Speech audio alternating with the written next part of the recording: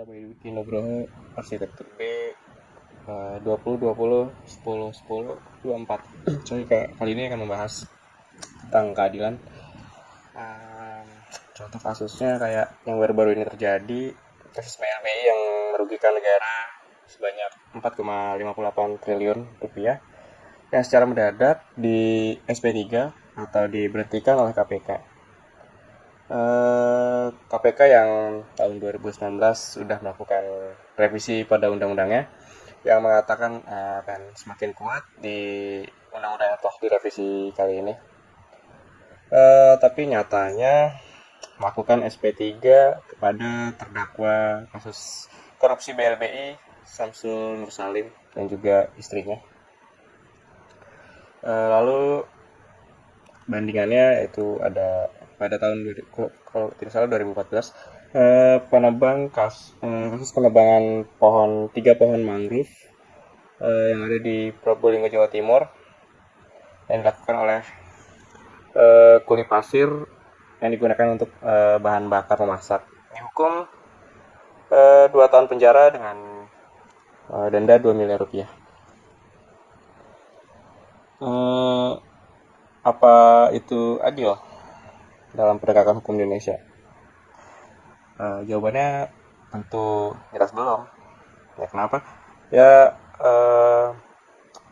yang jelas-jelas merugikan negara 4,58 triliun aja di stop kasusnya oleh KPK.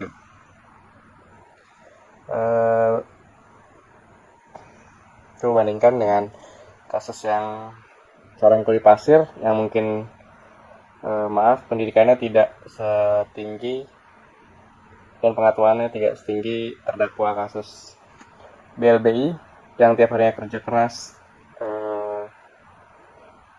di bawah terik matahari, yang setelah kerja itu capek dia pulang istirahat, lalu besoknya gitu lagi dan gitu lagi.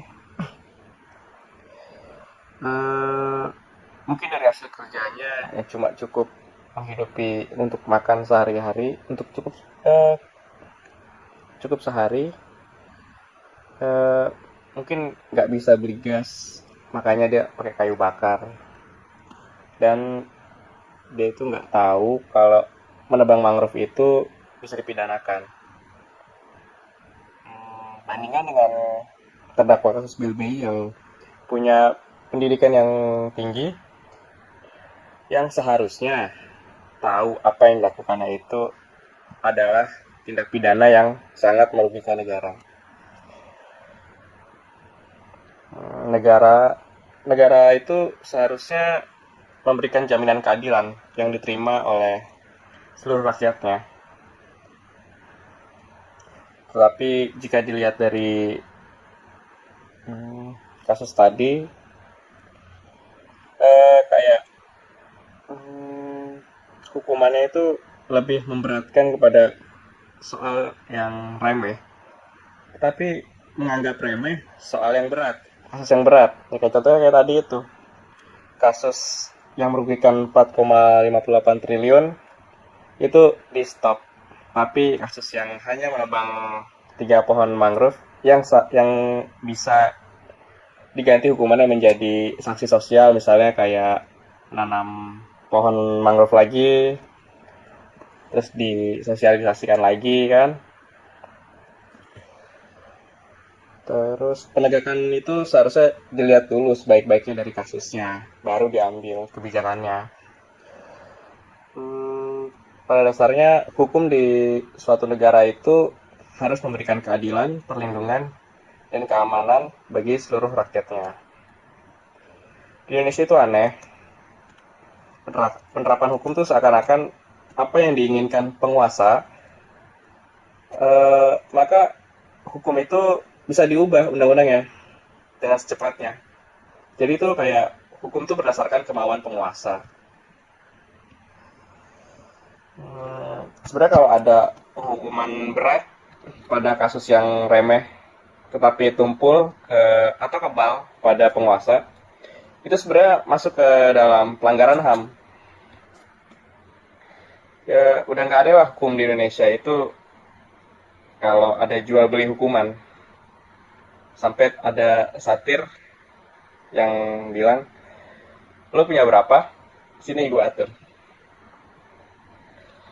Hmm, seharusnya kalau di Indonesia itu melaksanakan hukum dengan akal sehat, pastinya di situ nanti akan ada keadilan. Karena di Indonesia ini hanya sedikit yang memakai akal sehatnya, maka keadilan itu masih jauh rasanya. Hukum di Indonesia itu bagaikan Pagong Sri Mulat. Terima kasih dari saya. Mohon maaf bila ada kata-kata yang salah dan kalimat-kalimat yang salah. Terima kasih. Perkenalkan, nama saya Anastasia Kusnia Maharani Making dari Prodi Arsitektur dengan NIM 2020-10-10-26, mata kuliah Pendidikan Pancasila dan Kewarganegaraan kelas B. Di sini saya akan menyatakan pendapat saya mengenai fenomena yang sudah kelompok saya pilih, yaitu mengenai kasus wanita yang dipenjara usai melaporkan tindakan pelecehan seksual yang dialaminya, namun koruptor yang sudah dinyatakan bersalah dibebaskan. Yang menjadi persoalan di sini adalah apakah hukum di Indonesia sudah cukup adil dan mampu mesejahterakan masyarakat Indonesia. Jika dikaitkan dalam rule of law, di mana setiap orang berhak atas pengakuan, jaminan, perlindungan, dan kepastian hukum yang adil serta perlakuan yang sama di hadapan hukum, maka hukum di Indonesia belum cukup adil dan belum mampu untuk mensejahterakan masyarakat. Di mana dalam fenomena ini koruptor yang jelas-jelas dinyatakan bersalah malah dibebaskan. Hal ini tidak menggambarkan adanya penegakan hukum yang adil di Indonesia. Bisa dilihat pada pasal 2 ayat 1 UU Tipikor menyebutkan bahwa setiap orang yang secara melawan hukum melakukan perbuatan memperkaya diri sendiri atau orang lain atau suatu korporasi yang merugikan keuangan negara atau perekonomian negara dipidana dengan pidana seumur hidup atau pidana penjara paling singkat 4 tahun dan paling lama 20 tahun dan denda paling sedikit 200 juta rupiah dan paling banyak 1 miliar rupiah. Pada pasal 2 ayat 2 menyebutkan dalam hal tindak pidana korupsi, sebagaimana yang dimaksud dalam ayat 1 dilakukan dalam keadaan tertentu, maka pidana mati dapat dijatuhkan. Fenomena koruptor yang sudah dinyatakan bersalah namun dibebaskan ini sangat berbanding terbalik terhadap penanganan kasus wanita yang bernama Baik Nuril, di mana dirinya melaporkan tindakan pelecehan seksual yang dialaminya, namun dirinya malah dipenjara. Nuril dituntut kembali oleh pelaku dan langsung ditahan dengan dijerat pasal 27 ayat 1 dan pasal 45 ayat 1 UU ITE. Dirinya mendapatkan tuduhan dugaan tindak pidana mentransmisikan rekaman elektronik yang bermuatan kesusilaan. Padahal rekaman tersebut dijadikannya sebagai bukti pelaku melakukan pelecehan seksual. Hal ini dapat disimpulkan bahwa adanya ketidakselarasan hukum satu dengan yang lainnya. Lalu, dalam kasus ini, kepala sekolah yang menjadi pelakunya malah tidak diberhentikan dan hanya dilakukan permutasian. Namun guru ini yang bernama Baik Nurul, dia dipecat sebagai guru. Menurut saya di Indonesia sendiri masih terjadi di mana hukum tumpul ke atas dan tajam ke bawah.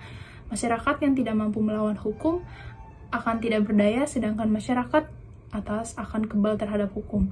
Hal ini menggambarkan bahwa hukum di Indonesia belum cukup adil dan belum mampu mensejahterakan masyarakat. Dalam contoh kasus wanita yang dipenjara usai melaporkan tindakan pelecehan tersebut, bisa dilihat kasus-kasus yang lainnya di mana terjadi kasus pelecehan lainnya, namun korban tidak mampu untuk menyuarakan pendapatnya, tidak mampu untuk melaporkannya kepada pihak berwajib karena masalah hukum di Indonesia sendiri yang masih tidak jelas dan malah menyudutkan korban sebagai pelakunya. Sekian pendapat saya, kurang lebihnya mohon maaf. Terima kasih. Assalamualaikum warahmatullahi wabarakatuh. Perkenalkan, nama saya Nandini Aziza dengan NIM 2020 10 10 30 dari program studi arsitektur mata kuliah Pendidikan Pancasila kelas B. Pada kesempatan kali ini saya akan memberikan tanggapan saya terhadap salah satu contoh kasus yang dipilih oleh kelompok saya, yaitu kasus Baik Nuril, di mana fenomena kasus wanita ini dipenjara usai melaporkan tindakan pelecehan seksual yang dialaminya, tetapi koruptor yang sudah dinyatakan bersalah ternyata malah dibebaskan. Persoalan yang ingin kami tampilkan di sini adalah rule of law tentang keadilan hukum di Indonesia. Pertanyaannya adalah, apakah hukum di Indonesia sudah cukup adil dan mampu mensejahterakan masyarakat? Menurut saya belum, karena dapat kita lihat di kasus Baik Nuril ini, di mana hukum tidak ditegakkan dengan sebenar-benarnya. Di saat seorang wanita melaporkan tindakan pelecehan seksual yang dialaminya, yang pastinya dia berharap bahwa pihak berwajib bisa membantunya, ternyata malah sebaliknya dia dipenjarakan akibat laporan tersebut.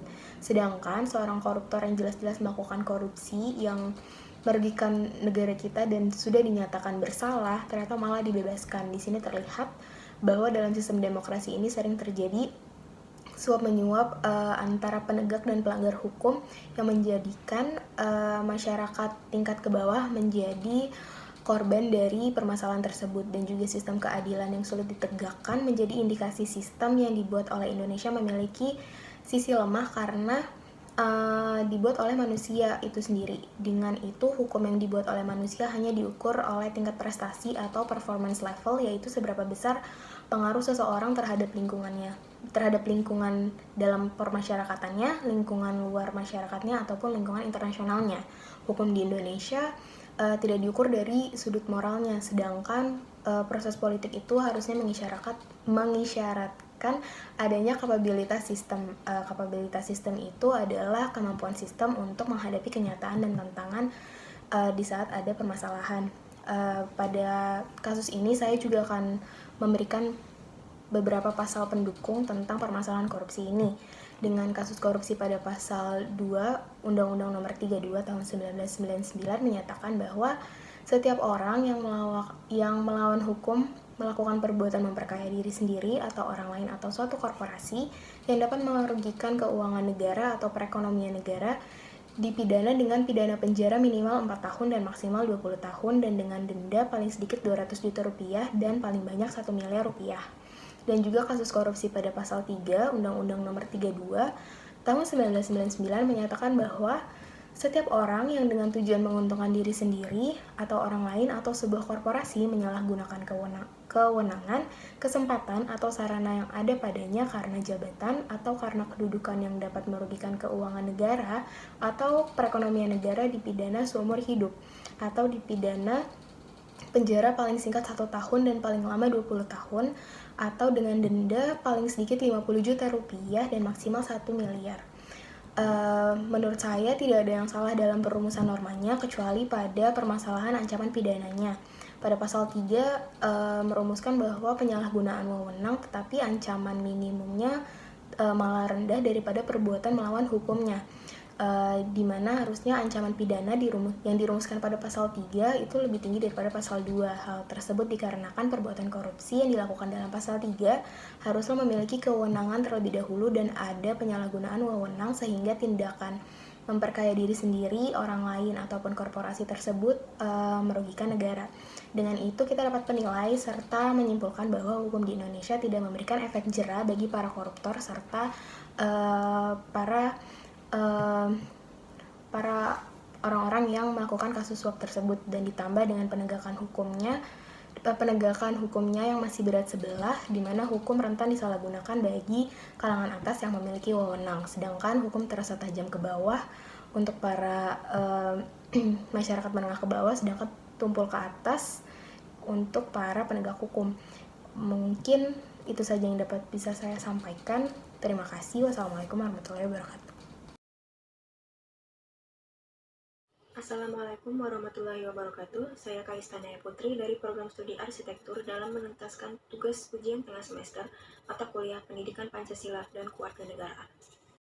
Untuk menuntaskan tugas UTS kali ini, saya mengambil topik dari materi Rule of Law, di mana fenomenanya kami mengambil sebuah kasus di mana seorang wanita yang dipenjara usai usai melaporkan tindakan pelecehan seksual yang dialaminya. Sedangkan seorang koruptor yang sudah terbukti bersalah, dia malah dibebaskan. Nah, untuk persoalan yang kami mengambil mengenai rule of law tentang keadilan hukum di Indonesia. Apakah hukum di Indonesia sudah cukup adil dan mensejahterakan masyarakat? Menurut pendapat saya, jawabannya adalah belum. Mengapa? Karena jika dilihat dari kasus sebelumnya, seorang koruptor yang sudah terbukti bersalah, dia tiba-tiba dibebaskan. Sedangkan seorang rakyat kecil yang hanya ingin mencari sebuah keadilan bagi dirinya, dia malah tidak menemukan keadilan tersebut. Hanya karena dia tidak memiliki bukti yang cukup kuat untuk mendukung tuduhan awalnya itu. Menurut saya, dia tidak apa-apa jika dipenjara apabila dia memang sudah terbukti melakukan sebuah tuduhan palsu. Tapi dalam kasus ini dia belum terbukti melakukan sebuah tuduhan palsu. Dia hanya tidak memiliki bukti yang cukup kuat atas tuduhan awalnya itu. Sedangkan koruptor yang jelas-jelas sudah terbukti bersalah, dia tiba-tiba dibebaskan. Nah, mungkin menurut saya mungkin itu pengaruh dari bahwa koruptor tersebut seorang yang memegang kekuasaan, tidak takut melakukan kesalahan yang merugikan negara dan tentunya masyarakat di negara ini. Dan dari dua contoh kasus tersebut, saya bertanya-tanya mengapa hukum di Indonesia seperti ini. Jadi saya berkesimpulan bahwa keadilan hukum di Indonesia ini belum adil. Hukum di Indonesia ini belum cukup adil. Mungkin cukup dari saya. Sekian, terima kasih. Assalamualaikum warahmatullahi wabarakatuh. Nama saya Sofia Kania Kusumaningrum dengan NIM 2020-101033 dari program studi arsitektur kelas arsitektur B. Pada kesempatan kali ini menanggapi tentang persoalan yang kelompok saya ambil, yaitu apakah hukum di Indonesia sudah cukup adil dan mampu mensejahterakan masyarakat? Menurut saya belum, karena masih terdapat ketidaksesuaian antara vonis dengan tindak kejahatan atau tindak pidana yang dilakukan. Seperti contoh yang ada pada fenomena yang telah kelompok saya ambil, salah satunya yaitu mengenai kasus Baik Nuril, seorang guru perempuan dari SMA Negeri 7 Mataram, di mana ia ingin melaporkan tindak pelecehan seksual yang terjadi kepadanya, namun sayangnya hukuman malah jatuh kepada dirinya sendiri. Dan apabila hal ini dibandingkan dengan tindak pidana korupsi di Indonesia, hukuman yang biasa diterapkan relatif kurang sesuai, sehingga kurang memberikan efek jera kepada para tindak korupsi atau koruptor.